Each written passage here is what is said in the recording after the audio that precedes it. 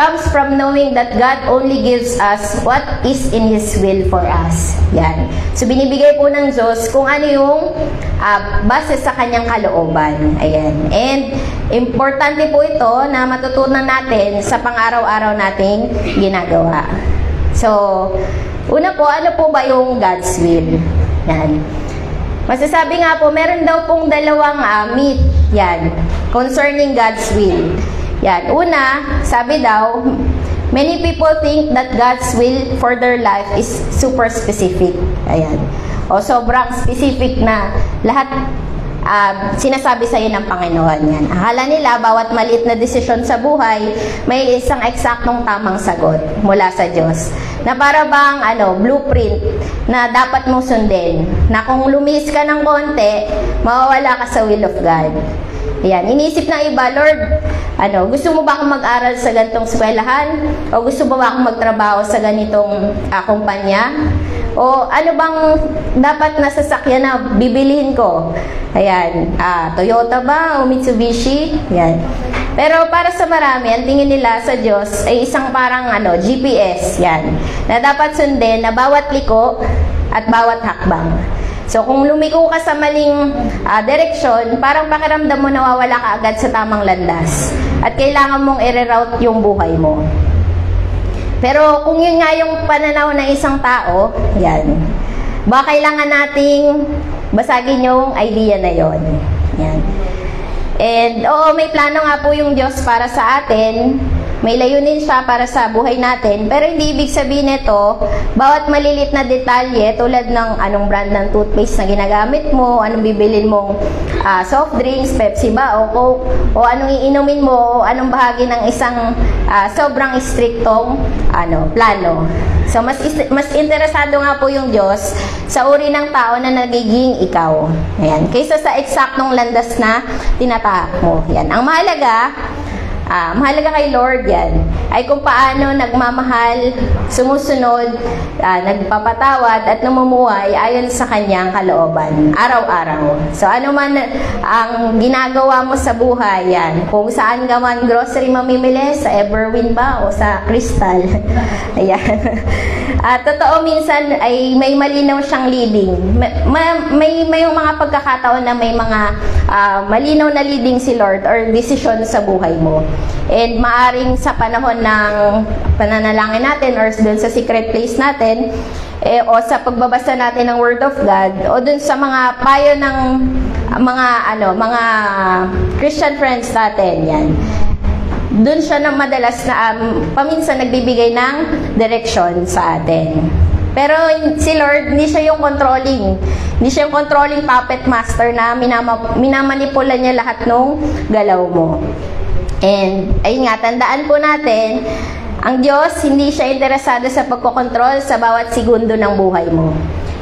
Interesado siya sa relasyon mo sa Kanya. Kaya yung will of God, hindi lang tutungkol sa kung saan ka pupunta at kung sino ba, o kung sino ka habang lumalakad ka. Ayan. And, pangalawa nga daw po, yung God's will daw requires a lifelong crusade, earnest searching. Yan. Sobrang talagang nagsusearch ka, naghahanap ka talaga. So, isa sa mga maling akala nga po natin, yung kalooban nga po ng Diyos ay parang isang lihim na misyon yan. Na para lamang dun sa mga taong malalalim o sobrang banal na sinasabi nila. O, di ba, madalas po nung dati, di ba, yung ang tingin po natin dun sa mga pare o sa mga monghe, 'di ba, sa mga madre, parang ito lang yung binigyan ng revelation o ng will of God ng Panginoon. And iniisip nga na isang banal lang to na treasure yan, na nakatago sa isang kuweba at binabantayan ng mga ministeryong grupo tulad ng mga sa simbahan yan. Parang kailangan mo munang dumaan ng matitinding pagsubok bago mo matuklasan yan. Kailangan sobrang magsasuffer mo na yung isang tao bago niya matuklasan yung will of God. Kaya tuloy, maraming ang Kristiyano po, yung sumusuko agad at sinasabing, hindi ko siguro malalaman yung kalooban ng Diyos. Yan. Ngunit, yun nga, si Lord, hindi siya tagapagtago, hindi siya nagsisikret sa atin.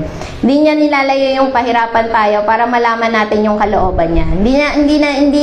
Hindi kalooban ng Panginoon na pahirapan tayo. Yan. Para malaman lang natin yung kalooban niya. So, hindi niya tinatago yung mga plano niya sa atin.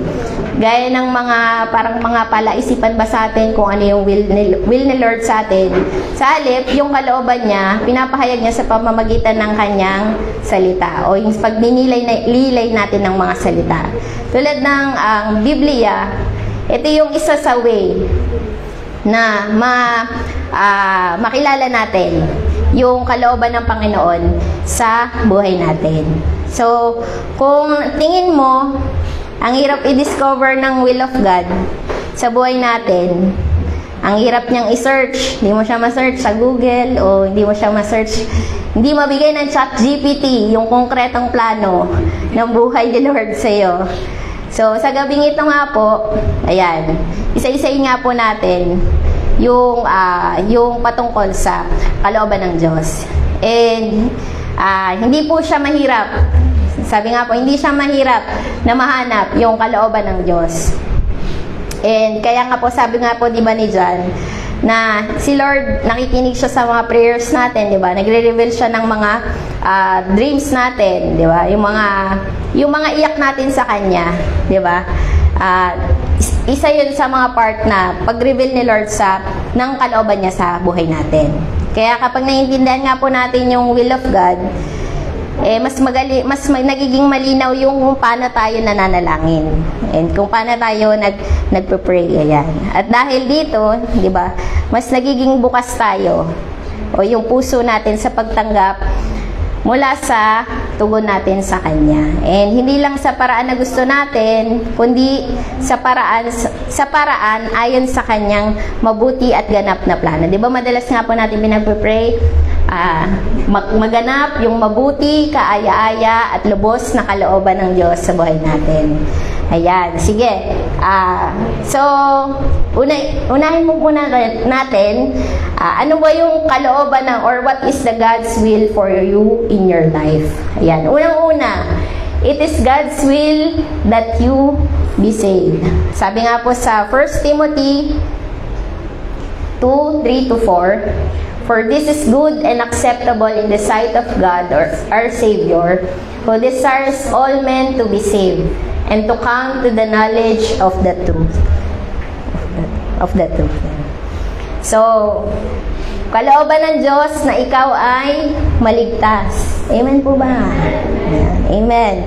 So, ang gusto ng Diyos ay umuwi ka sa Kanya at magkaroon ng fellowship with Him. Yan. All the time. And eternity, di ba? Yun ang ating dream sa buhay, di ba? Na may we have that eternal life, yan, with the Lord.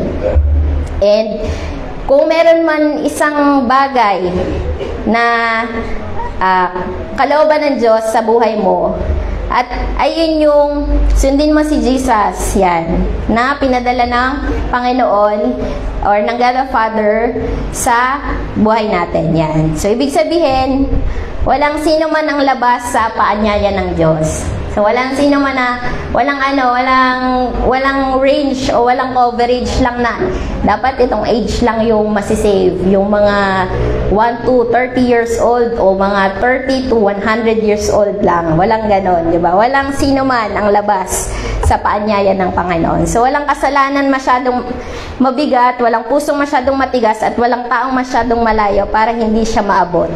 Yan. Kasama ka sa lahat ng tao na gusto ng Panginoon na maligtas. Ayan.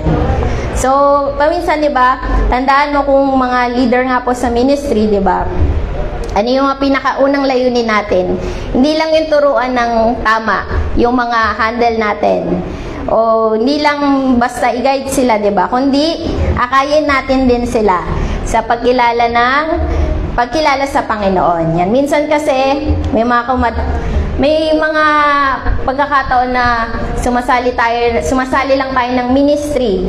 For example, sa music ministry nga po, sumasali lang dahil gusto lang tumugtog, gusto lang ipakita yung talento, gusto lang kumanta, at mapasama dun sa mga tumutugtog. Pero sa totoo lang, may mga Kristiyano na hindi pa talaga ganap nilang nauunawaan yung kaligtasan or yung pagkaligtas sa iyo ng Panginoon. Kaya isa sa mga responsibility nga po, 'di ba, dito sa church, 'di ba? Talagang hindi lang turuan na maging harmonious yung relationship, kundi ipakita talaga, 'di ba? Talagang inaaral natin yung salita ng Diyos at isinasapamuhay natin. Dahil yung tunay nga pong pagsamba ay nagmumula sa pusong ligtas at malaya. Ayan. And sabi nga po, 'di ba, Jesus paid the price and it is complete, 'di ba? Kompleto na 'yan. And wala ka nang ibang idadagdag dito o wala ka nang pwedeng tanggalin dito, 'di ba? Si Jesus on the cross, He paid for your sin. At ganun tayo kamahal ng Panginoon. So in other words, Jesus is our Savior. Ayan. Sige po. Pangalawa, it is God's will that you be... Ayan. Apo. It is God's will that you be Spirit-filled. So sabi nga po sa Ephesians 5:17, and don't live foolishly, for then you will have discernment to fully understand God's will. So sabi nga po, don't live foolishly. Diba? Huwag tayong mamuhay ng mangmang. Yan, mangtu. Yan. So understand the Lord's will. That it is God's will that you may not be transformed sa mga bisyo, di ba? Katulad ng mga pagyoyosi o pag-inom ng alak, di ba? O kung ano man. At hindi rin kalooban ng Diyos na yung mga pleasures sa mundo, yung hinahanap natin. Pero ang kalooban ng Diyos, that you be filled with the Spirit of God, or you will be filled with the Holy Spirit. So, paano nga ba nangyayari po yung ganong bagay, di ba? Nangyayari yun when you turn yourself over to Jesus and turn away from your sin. And kapag ka nag-breakdown ka na and in-acknowledge mo yung mga maling gawa natin, di ba? For example, sa school, di ba, parang kala natin maliit na bagay, di ba? Yung mga pagkating natin sa klase o kaya sa office, yung mga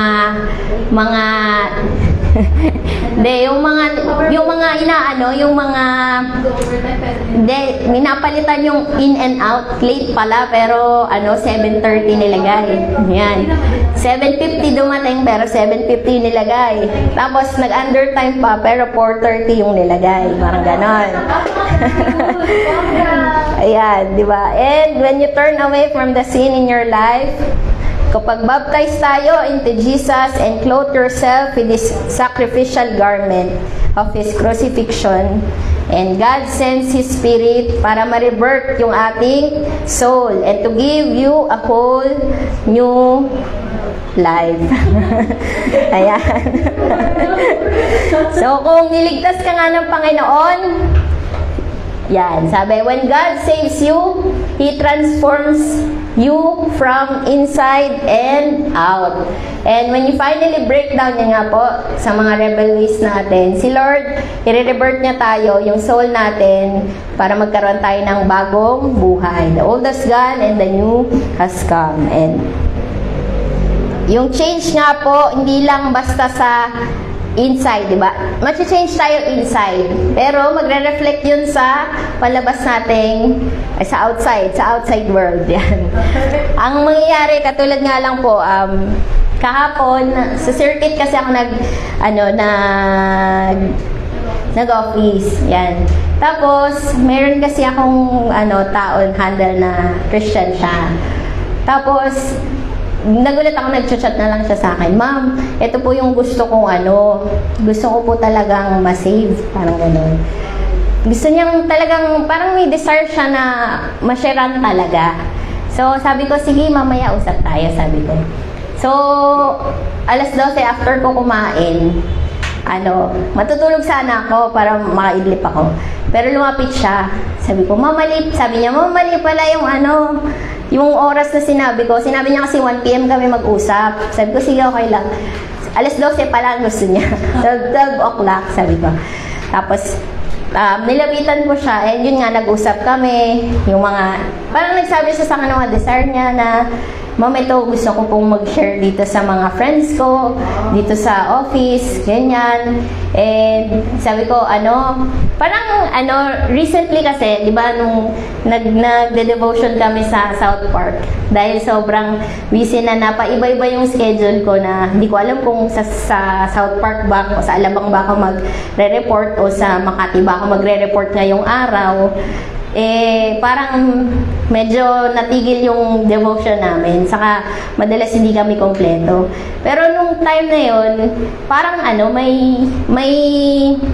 parang nausap si Lord sa akin na eventually kung lilipat man kami dito sa circuit, parang nagbe-build na si Lord ng parang may gagawin ka na dito, parang may ganon.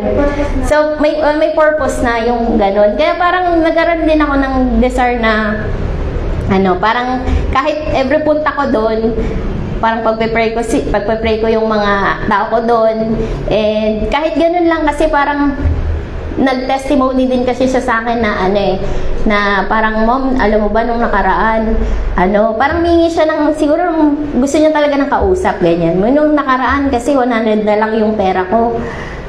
Tapos, nag-pray ako, sabi niya, Lord, ito na lang pera ko. 100 na lang, Lord, sabi niya. Pero thank you, nag-thank you pa siya. Tapos, kinabukasan, out of nowhere, lumapit sa kanya yung isang DA. Sabi, kami may pera ka? Sabi, ito na nga lang 100 ko. Pera ko ngayon, sabi niya. Ang ginawa nung kaibigan niya, binigyan siya ng pera. Sabi ko, wow, praise God naman, nakakatuwa. Kasi sabi niya, kaya parang sobrang na-touch siya kay sobrang na-touch siya kay Lord na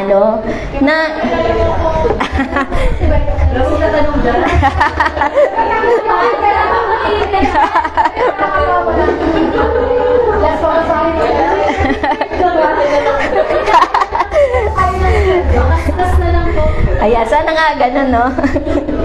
Pero alam natin, si Lord yung nag-work doon in that situation ng buhay niya. Na hindi niya sinabi na wala na akong pera, nagmamakaawa siya sa tao. Pero 'di ba, si Lord yung nagsisend ng help, 'di ba? Nagsisend ng ng blessing 'yan doon sa doon sa buhay niya. Ayan, shout out. Shout out 'yan. And ayun nga, sabi nga, the Spirit-filled life is not about na yung parang religious experience lang siya. Pero ito yung radical transformed person. Yan, radical transformed person. From self-centered to people-focused. Ayan. And sabi nga po sa Colossians 3:15, ito daw po ay letting the peace of Christ rule in our hearts. So in other words, you live your life in such a way that Jesus is Lord, and every day in every way. Yan, every day, sabi nga po natin, every day and every way. Jesus is our Lord. Yan, praise God. Sige po. Sige, next po. Ayan. Pangatlo. So, ano nga po yung una? Save. Ano yung pangalawa? Spirit-filled. Yan. At pangatlo, sanctified. Yan. Sanctified. Sabi po sa 1 Thessalonians 4:3-5, kalooban ng Diyos na kayo'y maging banal at lumayo sa lahat ng uri ng kahalayan. Ayan. So, ano nga po ba ibig sabihin? Sige po, next po. Ano po ibig sabihin ng sanctification? So, ang word na sanctification means holy or pure. Yan. It means holy or pure, puro. Yan. So, when we use this, di ba, na pagka ginamit nga po natin to or kinompare natin, ito yung parang naglinis ka ng joy, ng plato, ng puting plato na sobrang squeaky clean kapag ka joy ang ginamit mo. Ayan. Parang ganun daw po. And sabi nga po, ito yung wait lang po. So, sabi nga po, to be sanctified according to the Word of God is to be moral man or woman. So, it is to be a person who controls our body in a way that is pure and upright. Yan. Pure and upright, holy and honorable. So, hindi tayo nag-desire ng anumang bagay sa mundo. Yan. Na yun yung magro-rule sa ating buhay. At yun yung magro-rule sa ating katawan. Pero, di ba, our body belongs to God. Amen. Ayan. And in God's will, di ba, yung mga kahalayan sa mundo, di ba, ay hindi siya, ay yun yung sinasabi nilang gift, physical and emotional intimacy, na design siya for man and woman to enjoy the closest human relationship. Pero yung immoral use nga po nito, it is taking pleasure by using others. So it has nothing to do with loving them, 'di ba? Yung mga act sa mundo, 'di ba? It has nothing to do with loving them and everything to do with selfish gratification. Kaya hindi ito yung kalooban ng Diyos sa buhay natin. So, in other words, yun nga po, ang ating katawan ay belongs to God. It is the temple. Our body is the temple of God. Ayan. Sige po, pang-apat po. Ayan. Kung tayo ay saved, spirit-filled, and sanctified, it is also God's will that you be a giving servant. Ayan. Sabi po sa 2 Corinto 8:4-5, mahigpit nilang ipinakiusap sa amin na sila'y bigyan ng pagkakataong makatulong sa mga kapatid na nangangailangan. At higit pa sa inaasahan namin, ibinigay nila ang kanilang sarili una sa Panginoon at pagkatapos ay sa amin ayon sa kalooban ng Diyos.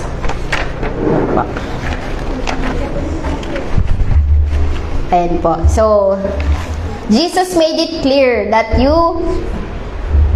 be a good leader, you must be a committed servant. Yan, di lang tayo basta servant, but committed servant. And isa sa mga ginawa nga ni Jesus, di ba? Nung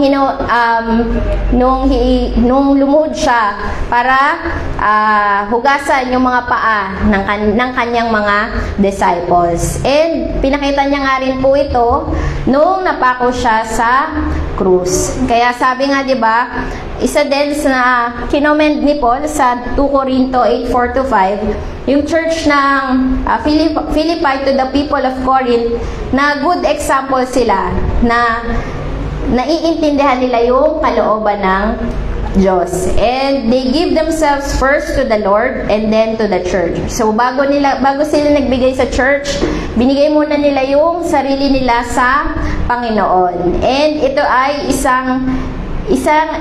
sa mga evidence dito is yung tithes and their offerings. So, they gave beyond. Yan.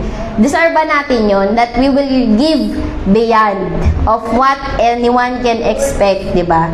Because, naiintindihan nila na sila ay servant ng Panginoon at focus sila. Hindi sa pansariling needs nila, kundi focus din sila sa pangangailangan ng mga nakapaligid din sa kanila. So, in other words nga po, you live to serve others and God. Diba? Palagi nga po tinuturo sa atin para magkaroon ng tunay na kaligayahan o joy. Jesus first, others second, yourself last. O, huli na ang sarili mo. Kaya, pero hindi ko naman po inaano yung love yourself, ha? Pero yun nga po, sa tunay na nagbibigay, di ba? Unang-una, binibigay natin ang sarili natin sa Panginoon at pinaglilingkuran natin siya ng buong-buo. And pang-lima po, next. Sige po, next po. Di ba? Ayan, you live to serve others and then.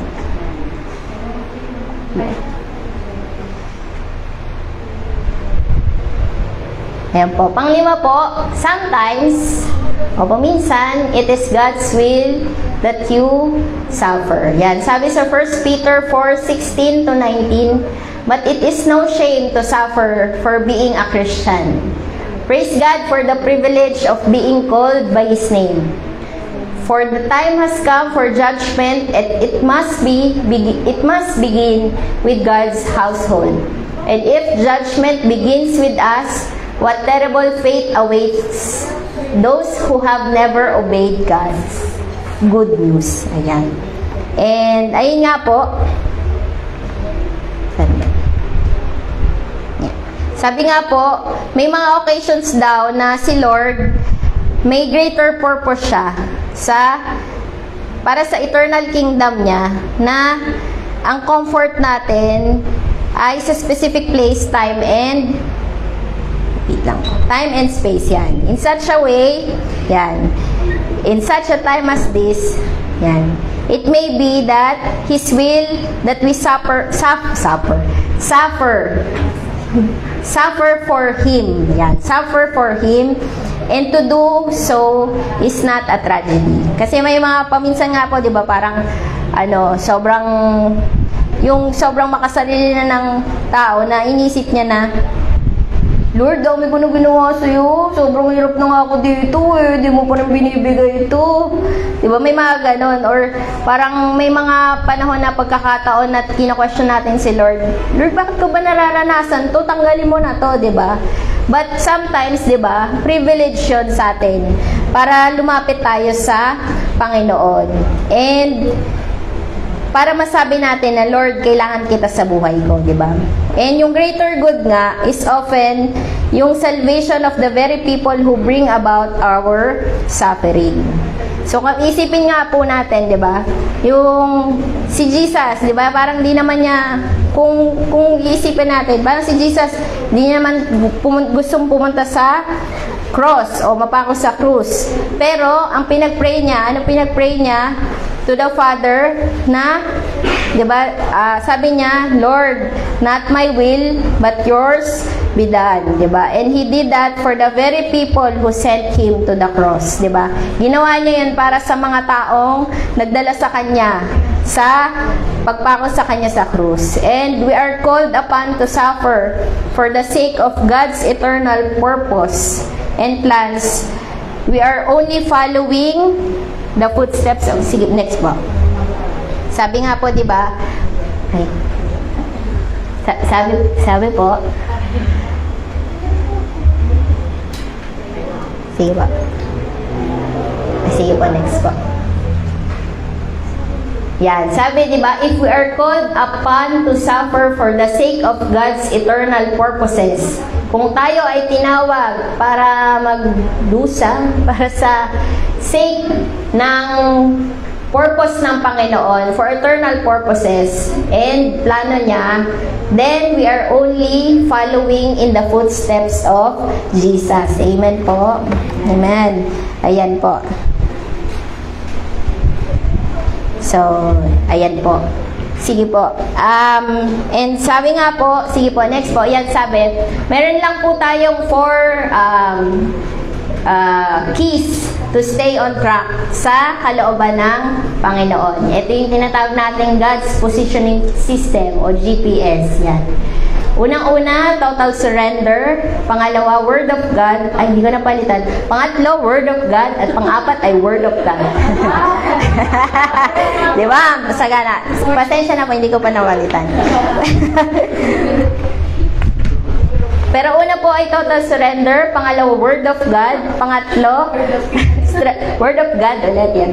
Pangatlo po ay strategic prayer po yan. At pang-apat ay patience. Kaya inaantok na po ata ako ng mga panahon na yan. Pasensya na po. Yan, sige po. Unahin po natin ang total surrender. Yan. Sige po, basa. Say, Father, if it is your will, take this cup away from me. Nevertheless, not my will, but yours be done. Ayan. Sabi nga, di ba, si Lord daw, God is not going to waste His time, sige po, next po yun, revealing His will to you until He knows that your heart is already prepared to accept what He brings. Yan. Yan ang desire ni Lord, na mandun tayo sa center ng Kanyang will. Di ba? Palagi, yun nga po, sinasabi ko, palagi tayo natin pinagpipray at na-apply po ba natin na, Lord, not my will, but yours be done in my life. Ayan. So, marami nga pong tao na nagpupunta kay Lord in prayer.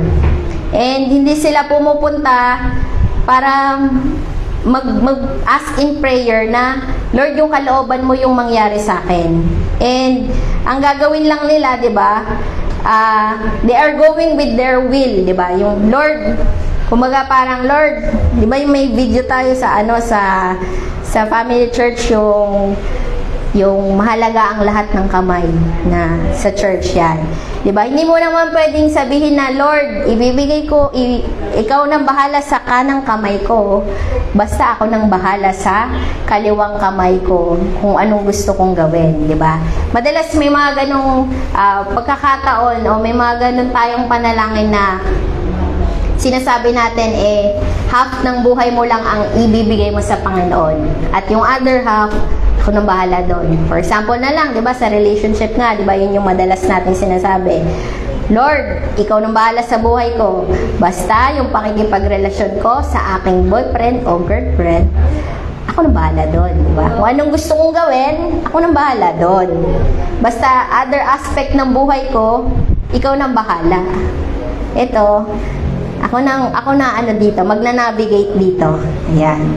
Pero yun nga po, 'di ba, sabi, madalas sinasabi din natin, Lord, alam kong pagpapalain mo ko, kaya tulungan mo kong itong tao na to na magsusupply ng finances ko, di ba?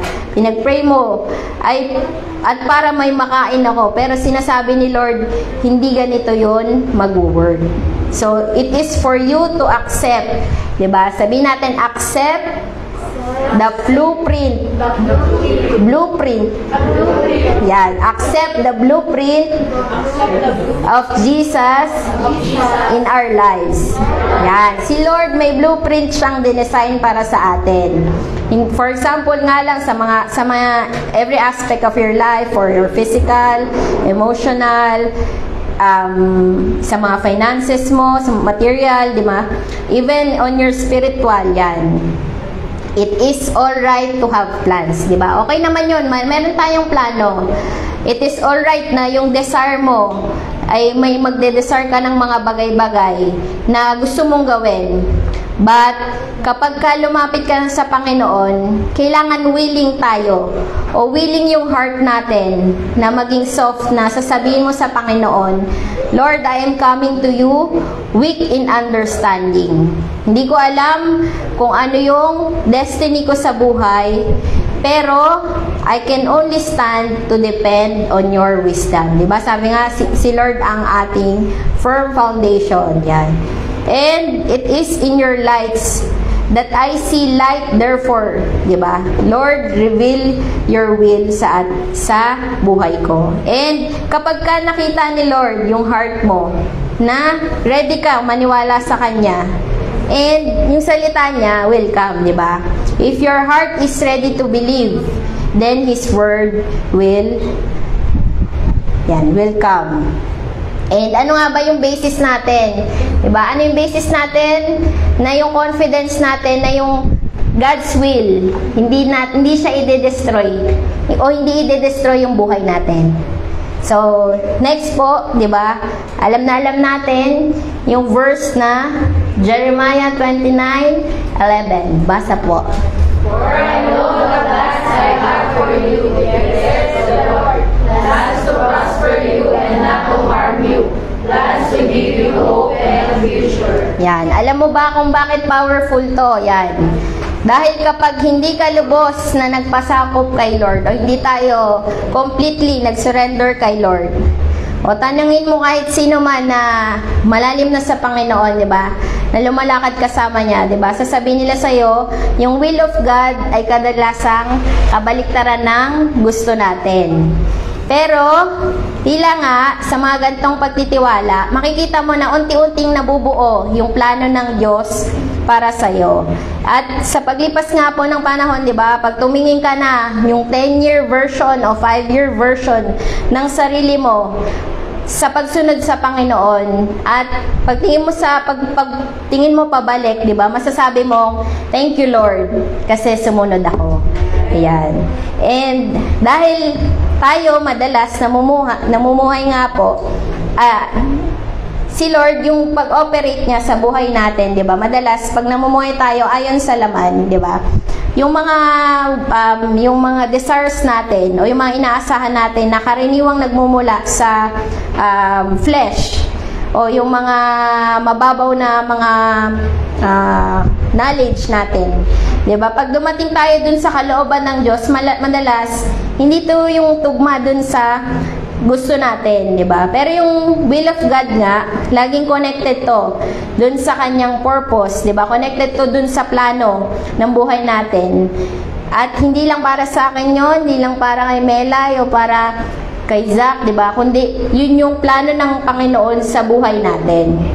Sa lahat, diba? Kaya yung pananaw ni Lord, hindi siya nakatali. Hindi lang nakatali yung pananaw ni Lord sa ngayon lamang. Diba? Sabi nga dyan, plans to give you hope and a future. Diba? May future tayo kay Lord. Amen. Ayan. And kumikilos siya sa mas malawak. Diba? His thoughts are higher than our thoughts, and His ways are higher than our ways. Diba? And mas malalim pa. Diba? At mas pangmalawakan, pang walang hanggan na plano. Yan. Kaysa sa kaya nating maarok o kaya nating maintindihan. Kaya, trust in the Lord. Kahit hindi mo agad makita yung buong picture ng kalooban niya sa buhay mo. And, sabi nga po, yung paglakad sa Panginoon, yan. Sige po, next po. Sabi dito, yung paglakad nga, walking with God is a risk. When God calls you, the assignment is follow me. And sabi nga po dito, 'di ba? Madalas pag-pray natin, 'di ba? Pag-pray natin na Panginoon, di ko alam kung saan mo ko dadalhin o saan ba tayo papunta. Pero sasabihin ng Diyos sa'yo, sumunod ka lang. Ang mahalaga dapat ay siguraduhin mong ako yung sinusundan mo, di ba? Sabi nga po doon sa Genesis 12:1, di ba? Sabi dito, now the Lord had said to Abram, get out of your country, from your family, and from your father's house to a land that I will show you. So even, di ba, si Abraham, nung time na in-instruct siya ni Lord, di ba, na umalis ka dyan. And even sabi nga dito ng Panginoon, di ba, may papakita ako na lugar. Di alam ni Abraham yon, di ba? Yun lang yung direction na sinabi ni Lord sa kanya. And even wala pang lugar na sinabi wala pang pangalan yung lugar na sinabi niya yun. Pero sabi nga, di ba, when God is revealing His will, He will never tell everything. So katulad nga po nung unang sabi natin, di ba, hindi siya yung super specific, di ba? Pero there must be a part of your following that will require your faith. Kailangan nananampalataya tayo sa gagawin ni Lord sa buhay natin. So nag-umpisa si Abraham dun sa journey niya, and ang end ng obedience na yon, di ba, ano nangyari kay Abraham? He earned a title, the father of all nations, di ba? And buong mundo, di ba, kilala si Abraham, and desired him na binigay ni Lord nabansagan siyang father of all nations, di ba? And many of us, di ba, yung puso natin may paminsan matigas pa di ba? Na ito, Lord, it has to be my way. Ito dapat talaga ito yung gusto ko. Pero si Lord, di ba, kung ano man yung ginagawa mo, di ba, sa ginagawa mo, currently, kailangan masabi natin sa Panginoon, Lord, it has to be your way. Yan. And tulad nga dun sa kwento nga dyan sa Bible, di ba? May mga panahon na may mga nangungusap yung anghel, di ba, sa mga Bible characters, di ba? Hindi ito palagi nangyayari. And ganun din dun sa buhay natin. Para sa ilan, di ba, baka tuwing birthday mo o tuwing oras na ng pananalangin mo, dun binibigay ni Lord yung malinaw na direksyon sa buhay mo. Kaya parang wag nating palampasin yung mga moments na na may moment ka kay Lord na one-on-one kayo. Kasi may mga ganong panahon na nire-reveal ni Lord yung mas detailed na direction sa buhay mo. And para sa iba, di ba, kunwari, yung mga may i-reveal si Lord sa isang tao na after end of the month or end of the year, di ba? Doon niya binubuhos yung mga instructions niya. Kaya mahalaga, matuto tayong makinig. Yan, sa voice ni Lord at magbantay. Yan. At ayun nga po, kung di mo man ma-discover pa sa mga panahon ngayon, maaring kung di mo siya ma-discover dun sa, kasi may mga time na diba, we're living in the flesh. May mga panahon na tinatamad ako o may mga panahon tulog na lang ako, diba? Pero may mga baka ma-miss out mo yung mga instruction ni Lord sa'yo na sayang, di ba? Parang baka malampasan yung mahalagang pakikipagtagpo. Yan. Kaya mahalaga nga po, meron tayo talagang yung specific time na nilalaan natin kay Lord. And ayun nga po. Yan. Sabi dito, if anyone told you, kung sino man ang nagsabi na pagtitiwala kay Lord ay madali. Hindi madali. Ayan. Because, di ba, sabi nga dito, di ba, you are not trusting God till you cry. Yan. Kung yung tears mo, hindi siya sasama o hindi magjo-join in that trust with God. Yan. There are things na si Lord, sasabihin niya yung mga bagay na, ito, sige, reset tayo. And ginagawa mo ngayon, wala na yan. Reset tayo. Kung baga parang i-reset na, dapat mag-resign ka na dyan. Lord, bakit ganun? Diba? May mga ganong instruction si Lord. Lumipat ka. Huwag ka dyan pumunta. Diba? Huwag ka dyan makipagkaibigan. Ganyan. May mga ganong instruction si Lord sa atin. Diba? Na yung buong buhay mo parang magbabago o mag-shift talaga. Kaya dapat yung pag-surrender natin kay Lord, yung end nung surrender natin kay Lord ay glory, 'di ba? Glory on the other side. Because surrender also is power, and yung total surrender ay grace na binibigay sa atin ni Lord. Ayan. Ayan po. Sige po, pangalawa. Yan, yung pangalawa, pangatlo at pang-apat ay word of God. Yan. Yan, pangalawa, word of God. Sige po. Basa.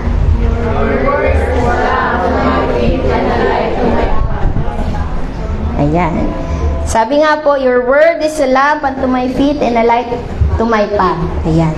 Sabi, ano nga ibig sabihin ba ng guidance? Anong difference po ng guidance at direction? Sige po, next po.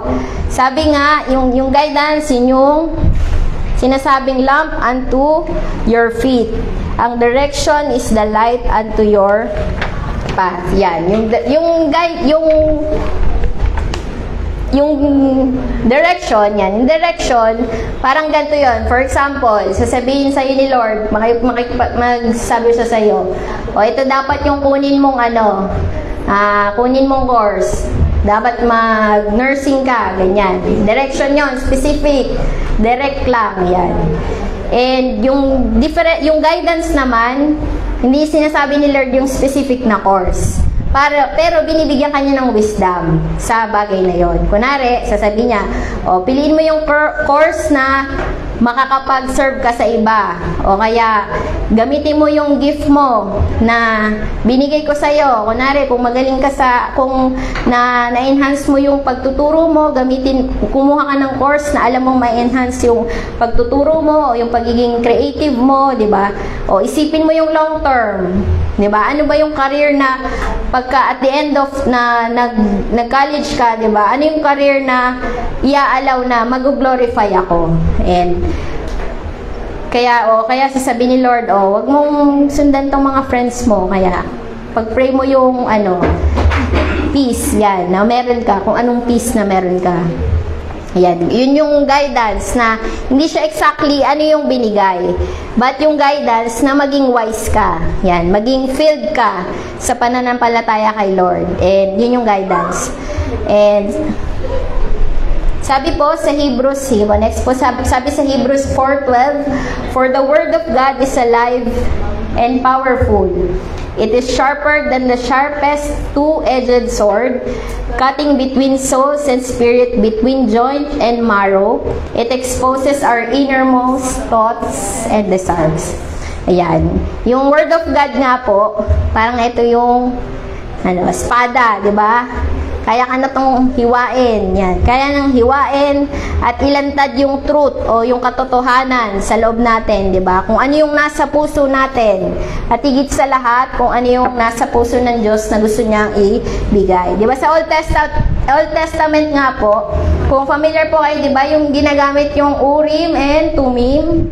Yan. Para malaman yung will ng Panginoon, di ba? Para siyang yung lots, nagkakas ng lots yan. Minsan, 'di ba, nagbabato sila ng lots para humingi ng sagot, 'di ba? Kung ano lumabas, yun yung binibigay ni Lord na na sagot dun sa pinapanalangin nila. Pero ngayon, 'di ba, hindi na natin kailangan mag-cast ng lots, 'di ba? Magtotos ka ba ng token ganyan. Kasi yung word of God, ito mismo yung taga-reveal ng katotohanan. And yung Bible, yun yung may kakayahan na ipakita na hindi natin nakikita dahil sa mata natin, pero mapapakita kung ano yung laman ng puso ng tao at nais ng Diyos na ibigay niya sa'yo. Kaya paulit-ulit nga po, di ba, pahalagahan natin yung Word of God, di ba? Nasa 2, 3, at 4 siya. Word of God, pahalagahan po natin.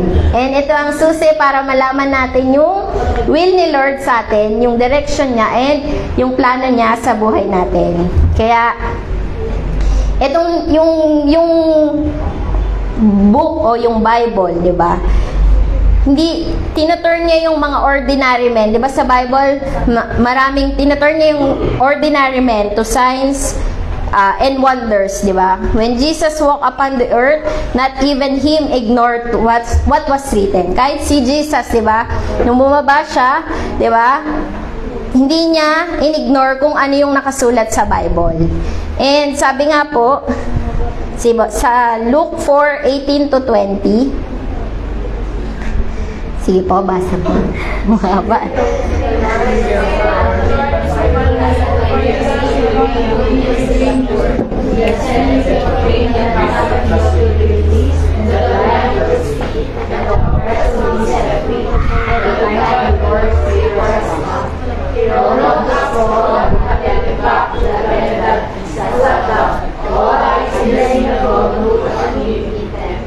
Ayan. Sabi diyan, di ba, sa verse 20, sabi niya, he rolled up the scroll, or he closed the book yan. Sa ibang version, handed it back to the attendant and sat down. All eyes on the synagogue and look at him intently. So, in the Bible, di ba, makikita natin dun sa verse 20, close niya yung book o yung Bible o yung hinahawakan niyang Bible.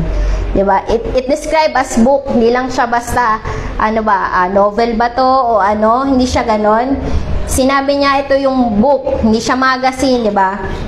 At masasabi natin, yung destiny natin, hidden siya sa Word of God o sa book na sinasabi nating Bible. Diba? Yung will of God is hidden in the Bible or in the book. Kaya, when you close the book, kapag sinara natin yung Bible, we stop seeing. Diba? Wala tayong nakikita. And the moment na close, diba, ni Lord yung book, di ba? Hindi na siya nagsalita after nun. Provided yung libro, di ba? He kept it open, di ba? Binabasa niya kung anong nakalagay doon. And the reason why na hindi natin nakikita yung kalooban ni Lord sa buhay natin, kasi baka madalas nakasara lang yung mga Bible natin.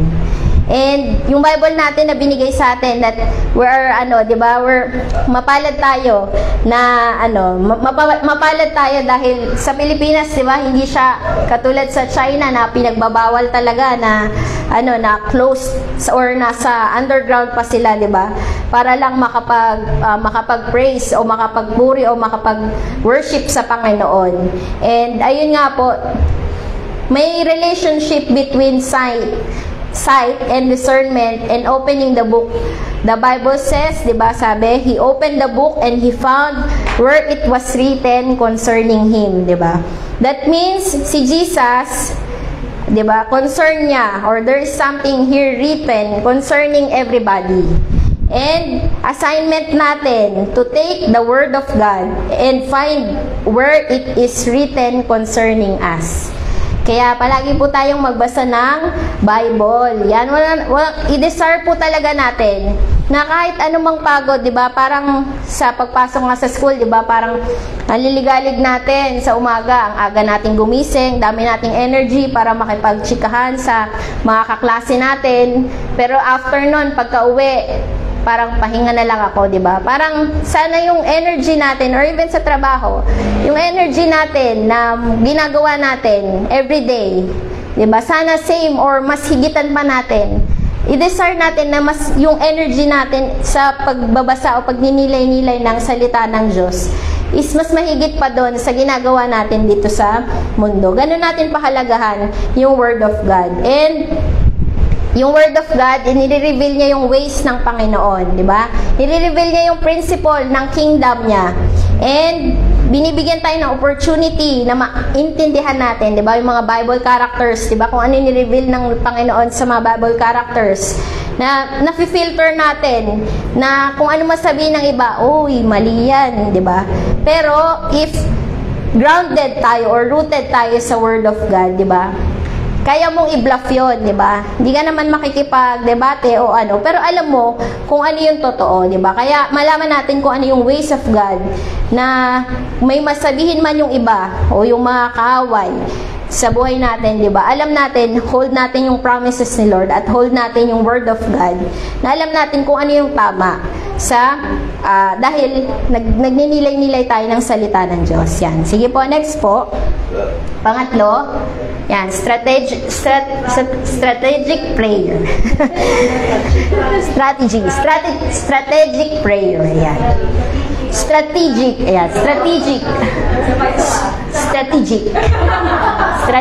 prayer. Sige, mabasa po.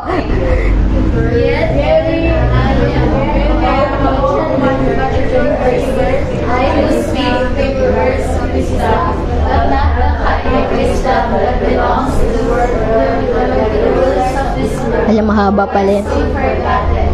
No, the wisdom we speak of is to be.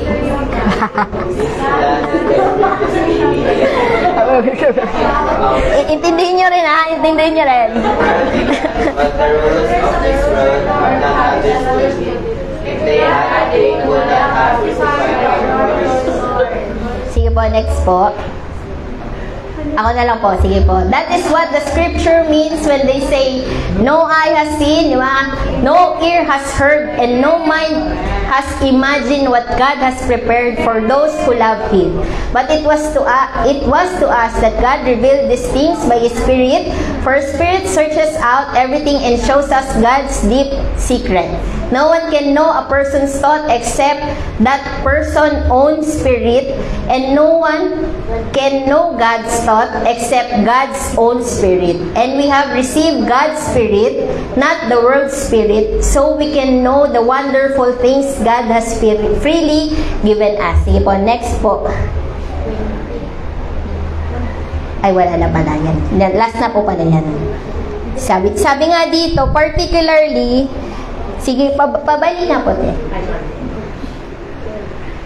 Sabi dito, yung verse 6, diba? Yet when I am among mature believers, I do speak with words of wisdom, but not the kind of wisdom that belongs to this world or to the rulers of this world, who are soon forgotten. Sabi nga po, diba? Particularly, sinasabi, yung praying in the Spirit means praying in tongues. Yan, praying in tongues. So, ito yung isa sa mga principal ways na pinaprovide ng Bible or as an instrument para ma-discern natin yung kalooban ng Diyos sa buhay natin. So, meron nga pong, wait lang ba? Sabi dito, saan ba? Yan. Sabi dito, 'di ba, yung una sabi niya speak wisdom, 'di ba? Hindi niya sinabi dun sa verse na we speak in tongues, 'di ba?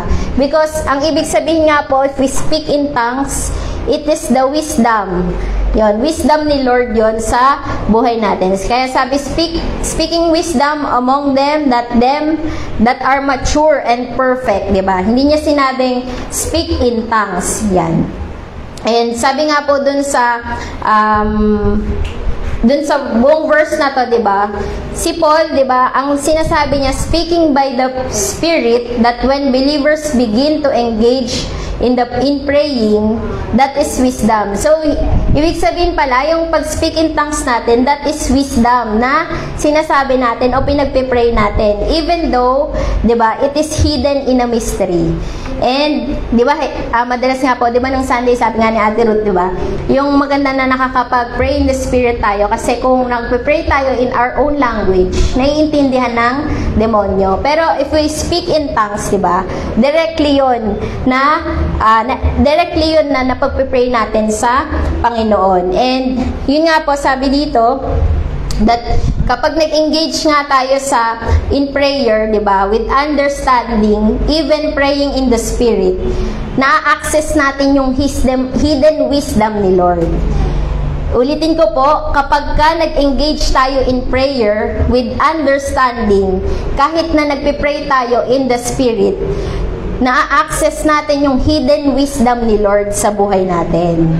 And yun nga po, if you judge, 'di ba, yung destiny by physical things, kung through physical lang natin ginajudge yung destiny natin, may mga times na sasabihin, okay lang naman, parang okay lang naman yung nangyayari natin, 'di ba? Parang hindi nakikita natin, 'di ba? Pero merong turbulence pala in the realm of the Spirit.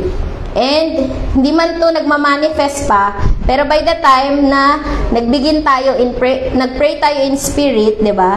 May matatouch tayo, 'di ba? Sa spiritual realm na makikita natin kung ano talaga yung totoong nangyayari. Kaya 'di ba, madalas, 'di ba, may mga binababa si Lord or na while praying in tongues, 'di ba? Mas lalong nag-engage tayo, mas lalo nating pinagpapatuloy yung pag-pray natin in tongues. Mas nakikita natin in our naked eye yung spiritual realm.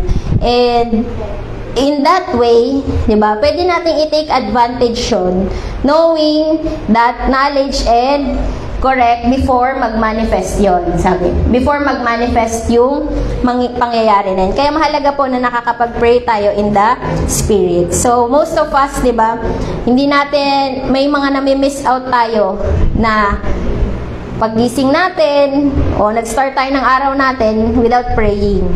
Mahalaga talaga yon na nakakapag-pray tayo, 'di ba? And ayun nga po, kasi parang during morning talaga pagkagising and pagkaalis ng bayo, in all our ways, 'di ba?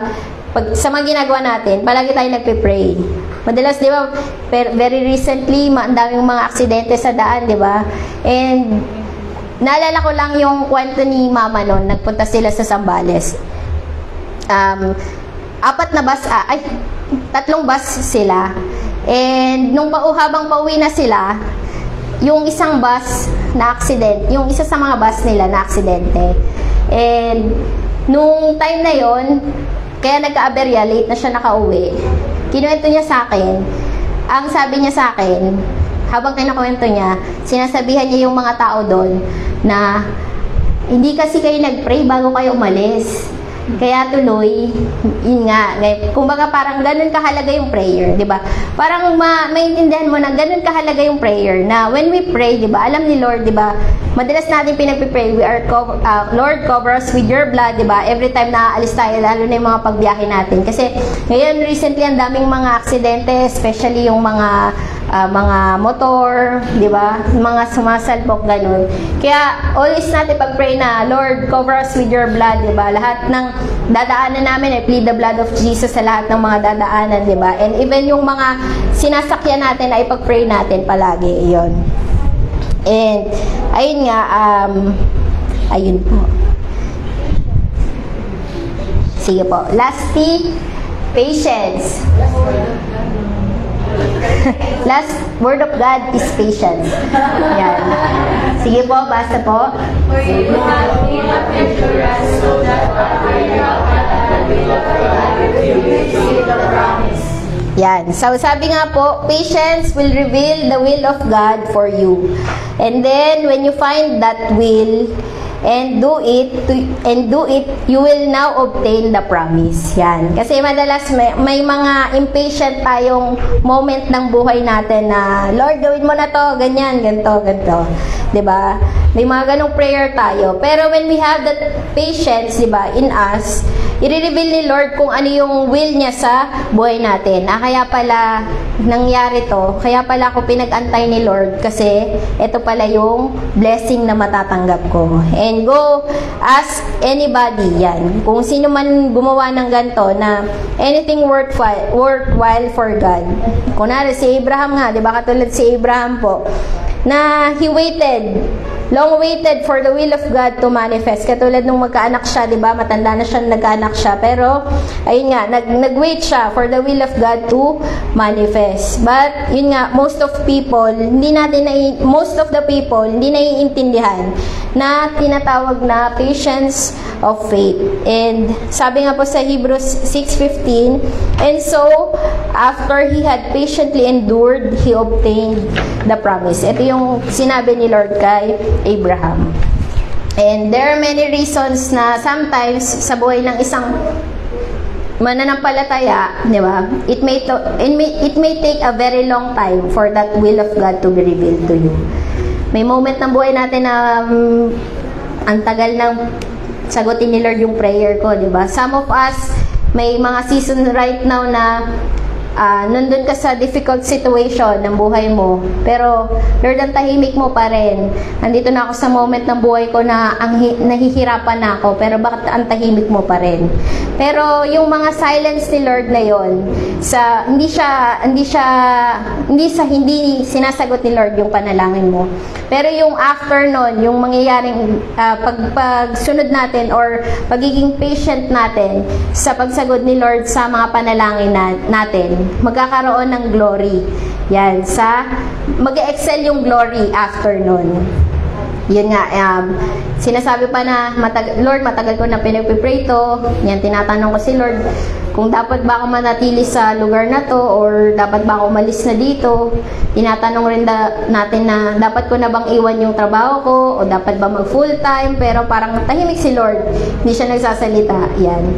Sinasabi pa ng iba, handa naman po akong sumunod. Nagbabase ako sa Bible, nagpe-pray ako, nagpa-fasting ako, pumupunta pa ako ng prayer mountain.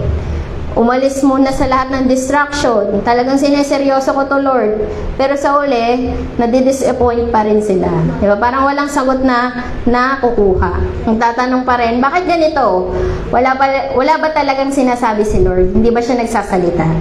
So every time si Lord nga daw po ay tahimik, beware na yung kung ano yung madalas nating naririnig.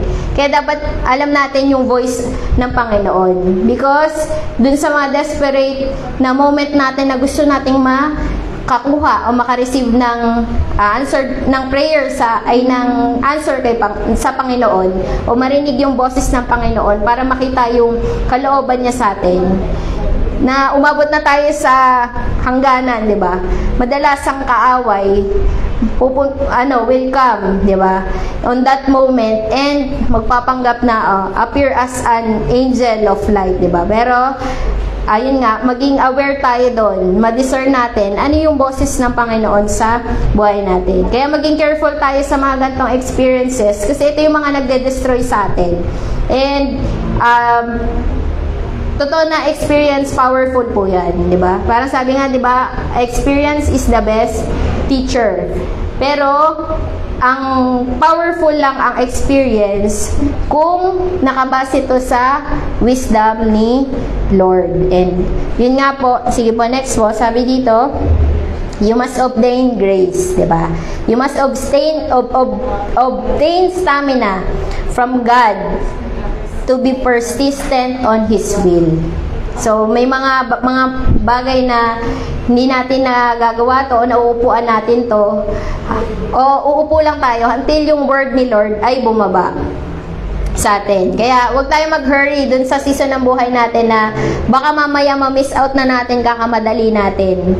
O ma-miss mo na yung bus. O ma-miss mo na yung kung ano man anumang ginagawa mo, di ba? Kaya huwag tayong mag-rush sa mga waiting natin sa Panginoon. And, sige po. In conclusion na po, ayan.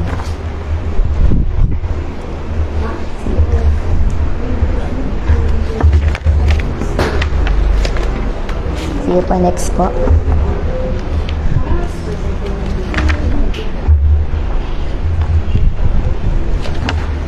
Sige po, next po. Sabi po dito, alignment with the will of God is not easy, but it is essential. Yan. Mahalaga ang pag-align ng desires natin sa will of God.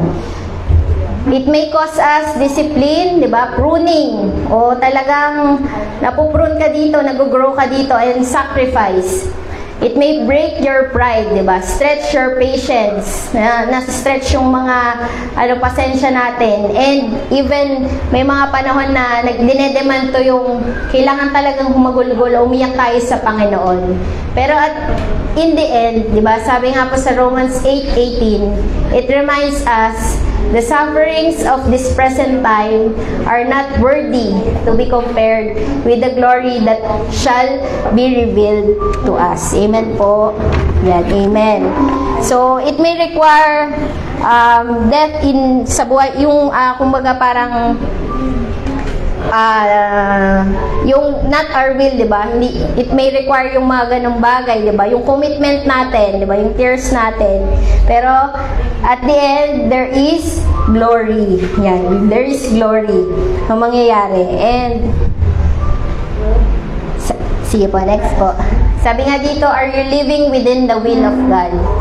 Kung ang request ba ay mali, di ba? Or if the request is wrong, di ba? God says no. If the timing is wrong, God says slow. If you are wrong, God says grow. But if the request is right, the timing is right, and you are right, God says go. Ayan. Amen. Go, grow, grow. Yan, sa Panginoon. And, sige. And next po, nadagdag ko lang. Yan. Sabi dito, trust the process. Yan. Makikita natin, di ba, parang it may seem simple nga lang po, na yung process, natapos pa rin, di ba? Mahaba man siya, pero natapos pa rin. Makikita natin na yung process ni Lord sa buhay natin, yun yung i-desire natin na, Lord, yung mga fleshly desires namin, talagang bitawan na namin, i-surrender na namin sa'yo. Kasi, yung mga panahon ng buhay natin na hindi naman palaging masaya, may mga panahon ng buhay natin na may masaya naman, 'di ba? Hindi dapat tayo yung Kristiyano na Lord, gusto kong palagi lang masaya, kaya ako naging Kristiyano para masaya lang palagi. Bakit pinaparanas mo sa akin yung hindi masaya, 'di ba, sa buhay ko? Pero yun nga po, wag lang tayong maging Kristiyano na ang dinedesire lang natin ay maging masaya. Yes, we can have that joy, di ba, sa Panginoon. Kasi sabi ko nga, parang nabanggit ko nga lang din, kanina, nung nag-usap kami sa sasakyan, parang sabi ni Melay, di ba't ganun yung mga magre-regalo ng mga jowa dun sa ang mamahal? 5,000, ganyan. Ganyan, bakit ganun? Sabi ko, bibigyan ng pabango, 5K, yan. Ano bang okasyon? Birthday, sabi niya, birthday. Once a year lang yun, nag-iipon talaga sila. Kasi naalala ko nung bago pa ako Kristiyano, nag-iipon ako nung before pa talaga. Nag-iipon ako para pagdating ng December, bibili ako sapatos, mga 4, 3, ganyan. Ganun ako dati. Sira na po eh. ganun po dati na, pero pagdating ng January, parang reset. Parang yung saya mo nung December, pagdating ng January, bagong taon na naman, ang lungkot naman, sana December na ulit. Parang ganun yung feeling. So, ibig sabihin, parang sinasabi ko nga, hindi ko naman ginagaslight yung sarili ko, pero ang masasabi ko na lang palagi, meron akong Jesus. Meron tayong Jesus, di ba? Yun yung joy na makukuha mo na every time na kahit nag-struggle ka, may mga panahon na you're down, di ba? Pero si Lord, alam mo kung sino yung magle-lift up sa'yo, di ba? Hindi tao, di ba? Hindi ka makakakuha siguro sa mga, yung mga hindi pa Christian, di ba? Parang sila, tulungan mo na. Yung jowa nila, yung mga boyfriend, girlfriend nila, yung mga tinatawag nila kapag gusto nila ng comfort. Pero tayo, di ba, parang hindi mo na kailangan na maghanap ka pa ng tao na para makapag-comfort sa'yo. Kasi si Lord yung talagang magko-comfort sa'yo. And si Lord yung magbibigay sa'yo ng true joy. Di ba? Yun yung totoong joy na even at na downest moment ng buhay mo, you still praise Him, di ba? You still give thanks. Yun yung minamold sa'yo ni Lord na nagpapasalamat tayo sa Panginoon dahil meron tayong siya. Kaya po yun, kung may mga panahon na nagsasuffer tayo or nandun tayo sa struggle ng buhay natin, di ba? May the Lord strengthen us, di ba? May the Lord give us joy, di ba? That the joy of the Lord is our strength and trust His process because yung will of God, ito yung pinaka-essential o pinaka-mahalaga na gusto nating maranasan sa Panginoon. Kaya po yun, to God be the glory.